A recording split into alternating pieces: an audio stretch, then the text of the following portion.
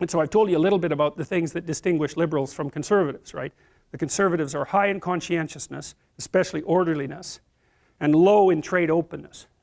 And so that means a conservative is someone who puts things in boxes, puts the boxes in order, and doesn't like them to be messed up, right? So they like the borders between things to remain determinate and what would you say? And inviolable. And I think that's true at every level, from the conceptual all the way up to the political. I think the fundamental political question, and I think this is why the temperaments align across these political dimensions, is whether the borders between things should be open or closed. You see this reflected worldwide right now in the arguments about immigration, right?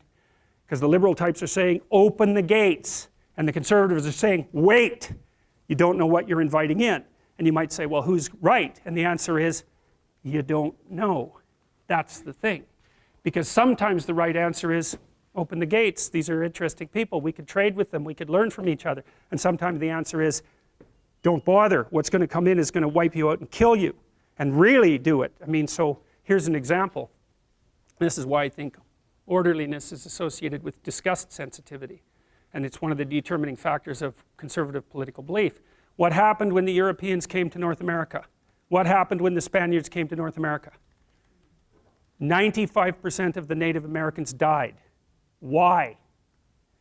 Because the Spaniards brought illness, smallpox, measles, chickenpox, all these things that the Native Americans had absolutely no resistance to. There were hardly any diseases at all in North and South America. The Spaniards showed up, within 50 to 100 years, 19 out of 20 of the Native Americans were dead.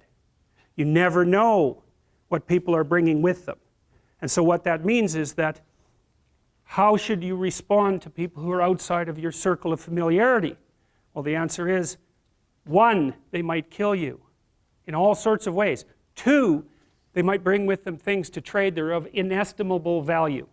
So you're stuck. It's like, how the hell are you going to reconcile that problem?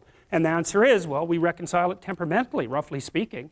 So half the people are temperamentally wired up to say, no, no, no, let's keep the damn boxes closed. It took a long time to pack everything in there and to get it into order.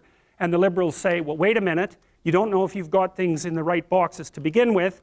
The things that you're keeping in there are getting stale and old, and maybe we need some new ideas and new people to rejuvenate the situation.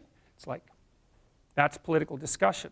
And the political discussion has to proceed because there's no way of solving that problem except by discussing it. So, well, how does that relate to a